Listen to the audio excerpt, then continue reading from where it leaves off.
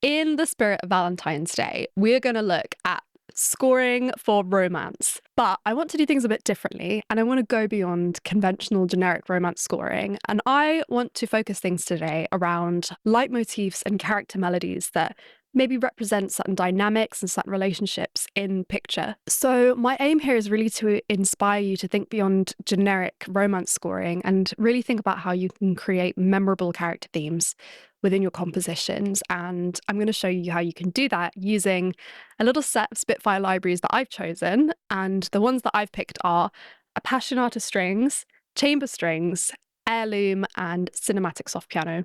And these go beautifully together, but they're also really nice choices for scoring romance. So I'm going to play you what I wrote using these libraries.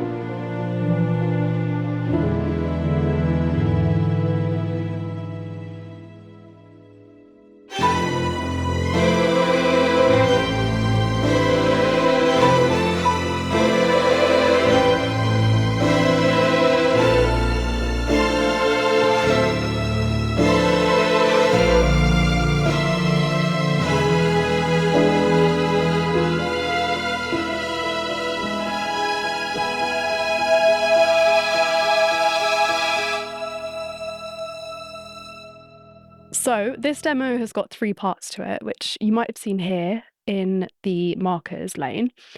What I tried to do essentially was to recapitulate this one melodic idea in 3 different ways, depending on kind of 3 different relationship contexts. So in my head, I had a couple, and I was imagining the trajectory of their relationship, perhaps over the course of like a film or a TV series, and 3 kind of phases it might have. The first is them kind of meeting for the first time, maybe getting to know each other. Then you have this development where maybe there are some like ups and downs, and this is where most of the kind of plot unfolds. And then we have this really dramatic apex finale moment. And I wanted to display how a good kind of like strong character melody should be able to kind of like traverse across different contexts. And when I say context, I mean, yes, different instrumentation contexts, but really ones of different like emotional depth and emotional intensity. So our intro, as you just heard, was very kind of washy and rubato. It's actually not on the grid at all. It looks like it is, but it's really not. This left-hand piano, I didn't play it on the grid at all. And that was kind of a choice. And then I bring the same thing in to time, like at tempo, and then do the same again here. So I was actually thinking a lot about Kathy and Heathcliff from Wuthering Heights when I was writing this, which I believe the film is out now, will be coming out soon. So that's very exciting. I haven't seen it yet, but I was thinking really strongly of those characters. And the first thing I started with was this melody.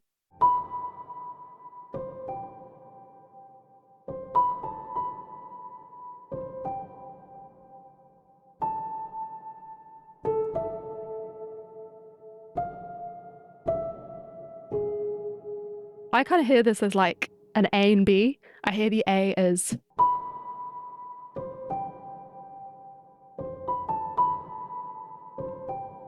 and then I hear the B section starting here.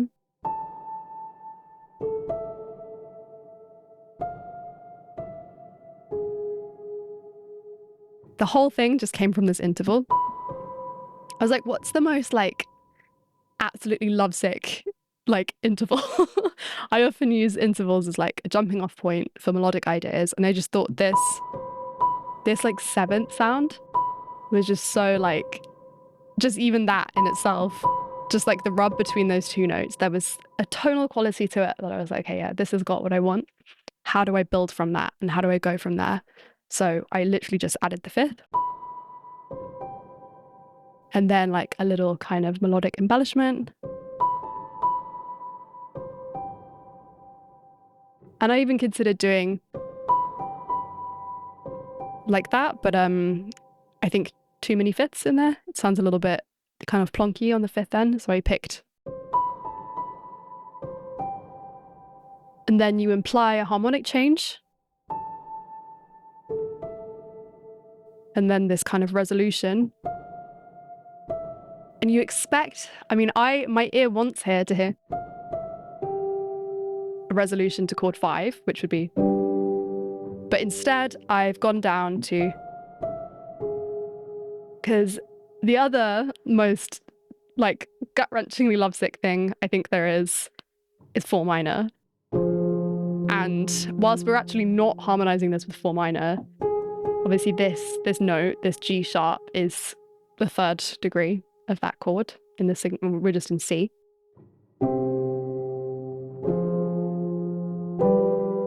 Yeah. Yeah, 4 minor is a real heartbreaker. So that's why. And here's how I harmonize it. Da.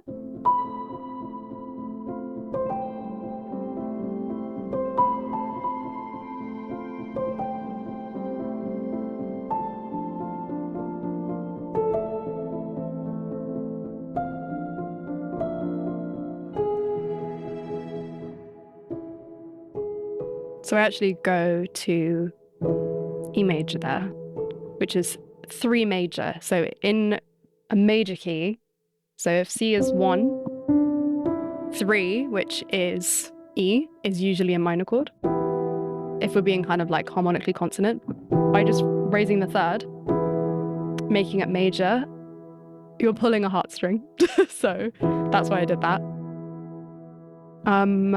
And I also start on chord 4.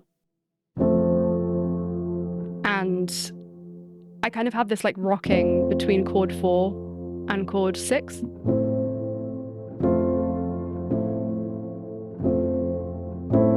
And I think that in itself is quite powerful and potent.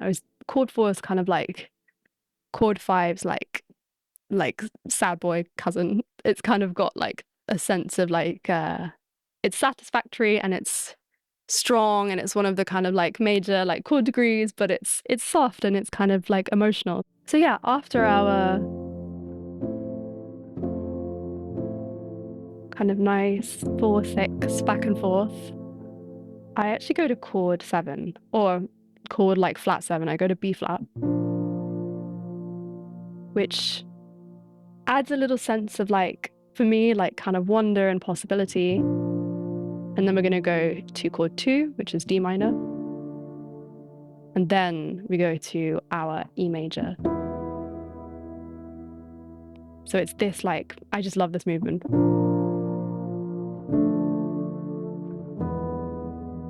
That's a little breakdown of my motif and my chosen harmonization. Of course, the beauty of a monophonic motif and melody is that you can reharmonize it so many different ways depending on the context. That's just how I've done it here. But I do kind of alter it slightly and change it as we go. And as you'll hear in like the development, I've got some kind of suspensions in the strings.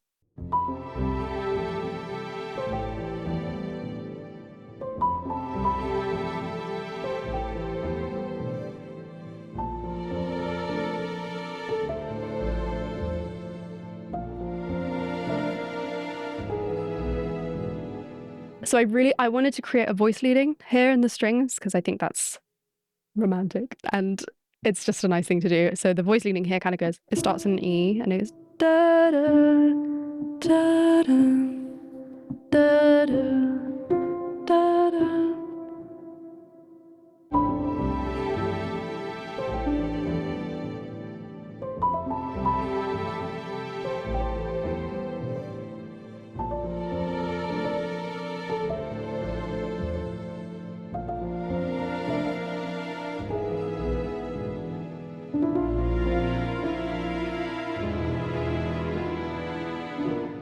And And I think as a general point, if I was scoring this as a scene rather than this kind of like 3-part demo, a similar principle would apply, which would be to start very small and almost start like under where you want to be, unless the scene really requires a kind of like abrupt dramatic intro.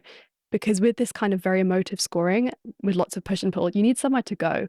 So you need to be able to build. And you can't, if you're like starting at quite a high level of intensity, it's very difficult to then raise the bar even more. Like even here, this section, texturally, there's a lot going on. And so then when I wanted to kind of like build things even more for the finale, you know, I've pushed it to 11 and I've, you know, done these really dramatic like string marcatos, which if you're going for a more understated thing, I think, you know, finish writing and then literally dial it back 30%.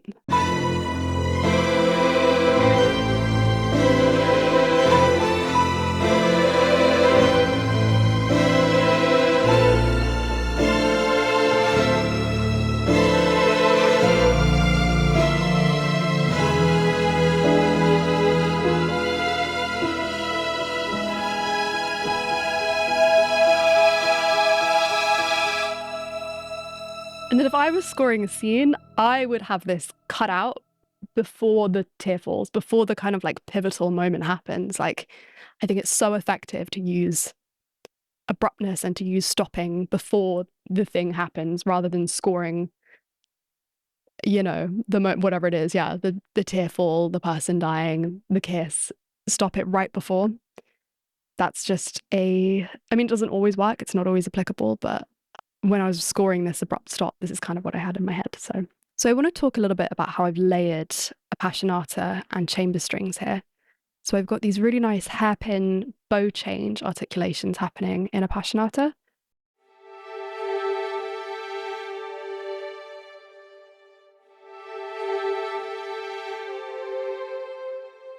And I just want to show you what I'm doing with the mod wheel here. So in my head, when I'm using a kind of like, not extended string technique, but when I'm using something that's like a specific kind of orchestration, I like to imagine the players. And when you imagine these kind of like bow pin hair changes, you really imagine like the violinist like leaning into it and then pulling back. Or at least that's how I'd notate it. I'd notate it like it's written in the instrument here with 2 hairpins kind of pointing towards each other. So the way you do that before you get to the orchestra is I've just done this with automation.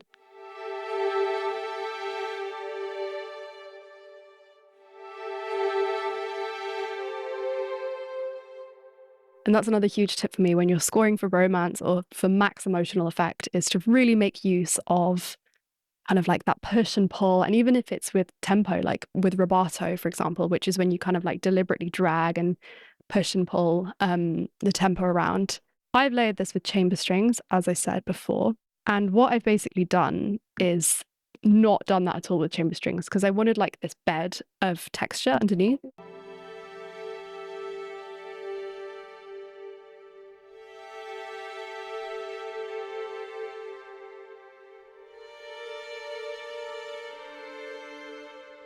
So I've made these quite wet. I've got Valhalla Vintage Verb, which is just, yeah, my favorite verb on Ascend here. Pretty high. And then I have automated them a little bit, but not anywhere near as much. And I'm just using the ensemble long sound, which is just a really beautiful kind of long legato.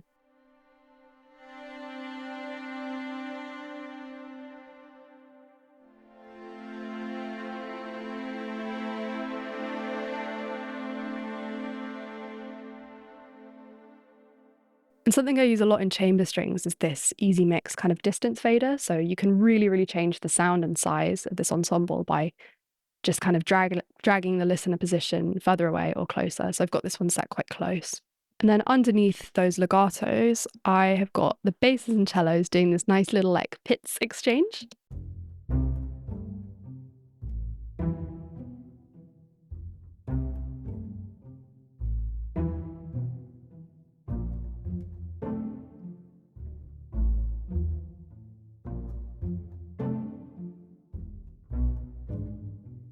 And then again, kind of contributing to like the push and pull of it all, I've got the velocities on the cellos really emphasizing the shape that I'm kind of sketching here. So I've got the Like some of them are really high, some of them are more subdued, and I find that very emotive and kind of very expressive. And then with my OG favorite cinematic soft piano in the left hand. So I like to break up my piano into left hand and right hand because I like to, not always, it kind of depends on what I'm going for, but sometimes I like to position the hands slightly differently in the space, in the stereo field. And that's what I've done here. So my left hand is just hand a little bit left. And I've just automated the volume to swell and fall as I did with the strings and as I did with the cello velocity.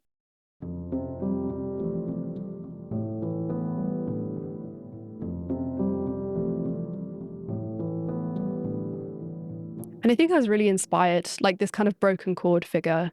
I used to love playing a lot of like Chopin and like the kind of that like prelude left hand shape that he often goes to.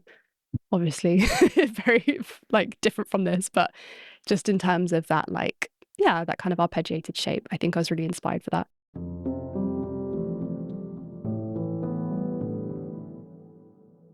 So when I was making this demo and making this video, I was thinking a lot about how to genuinely transmit creative guidance and kind of verbalize guidance when it comes to the more kind of esoteric aspects of the composing process and the creative process. And that are the bits that kind of like fall outside of words and are quite hard to articulate. But I think it's so important to kind of include that in teaching and include that when talking about kind of like using tools, especially when you're using these really capable tools that do kind of let you fully realize yourself creatively. It feels just right to talk about that. So you might have noticed that I talk a lot in the videos I've done about like visualizing scenes when you're not working to picture. And yeah, just using like visualization in general and having like an image in your mind. But I think what it boils down to is like having story in your mind. Um, and yeah, thinking narratively in your piece. And I don't mean that just in like terms of thinking of the story of what you're writing to, you know, the plot of the TV show or short film or whatever that you're writing to, but thinking of your everything you kind of do in the sorts of act structures that you'd find in narrative writing. And yeah, I just wanted to bring that in and mention it because it felt really relevant with this kind of composition and scoring for romance and scoring for really expressive media. Um, there's a book actually called Save the Cat, which I really recommend. It's for writers, but I think it's just amazing for anyone that's writing anything, whether that's music or words or, you know, even painters. It's just basically like a really kind of story-oriented guide to three-act structure and the kind of like tripartite act structure that comprises all effective storytelling. And I found that read so helpful for composition, basically. There's also Into the Woods. That's another book that touches on a similar topic. That one's structured slightly differently, but also really helpful. So yeah, I think if you're starting to think a bit more deeply about this and a bit more deeply about how to kind of like pin down the like storytelling process in music, I'd really recommend those books. So I want to take you through what I've got going on with the strings in the finale. So I've got the melody, that main kind of like intervallic piano melody we touched on. I've got that being doubled by the violins in chamber strings, and they're playing with this marcato attack.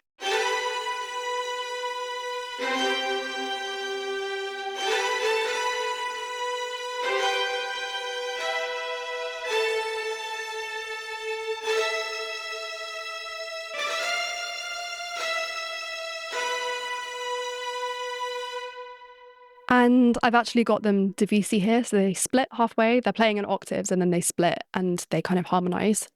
And I've kind of like slightly changed the rhythmic emphasis in this, so that like the da-da notes, they're a little bit more kind of like abrupt because I really wanted to emphasize the like drama. So that's just another way that you can develop motif, is you can slightly like alter rhythms and push things along as you go. And then I've developed this kind of like call and response thing. I've got another set of marcato violins here playing a little response, like an answer.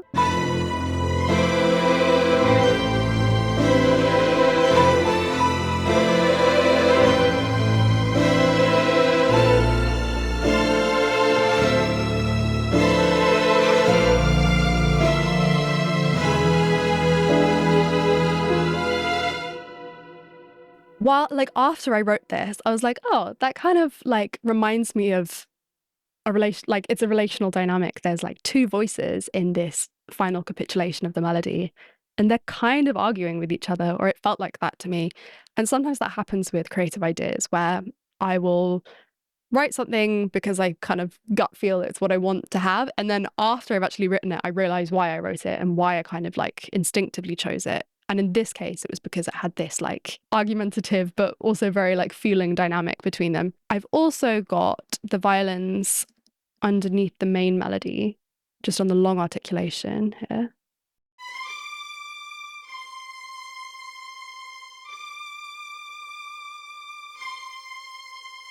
And honestly, this is just like a very high harmonization, just kind of like supporting the melody. Obviously, this kind of breaks some of the like section convention in a traditional orchestra. I've quite like you can see I'm heavily weighted towards violins here. And then of course I've got my cello and basses. I've got the cello playing these marcatos.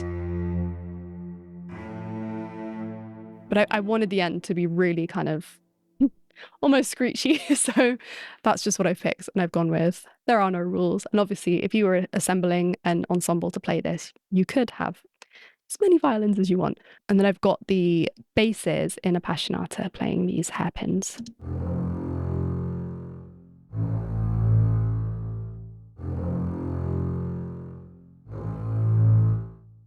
And I've got them pretty low down, almost at the bottom of their range. So those are the three parts of my sort of 3-act love affair that I have made in this piece. Yeah, I hope that this has kind of shown you and inspired you how motif can really be the anchor point and the linchpin of a romantic score, kind of, and it can be the first thing you think about. It's obviously not the only part, but it can be such a powerful way of, yeah, building like the viewer's relationship with characters. If you think about an effective kind of romance score, often the main characters do have a kind of like sonic palette that follows them around on screen and kind of is there when they are there. So I think it's such a good place to start when you're scoring for this genre. So yeah, I have absolutely loved taking you through this, and I've loved showing you these libraries that I picked. And the Valentine's Day sale is site-wide, so make sure you go check out the website and see what takes your fancy. I'm going to play this through one more time, and I'm going to open these up so that you can have a look once more at what's going on.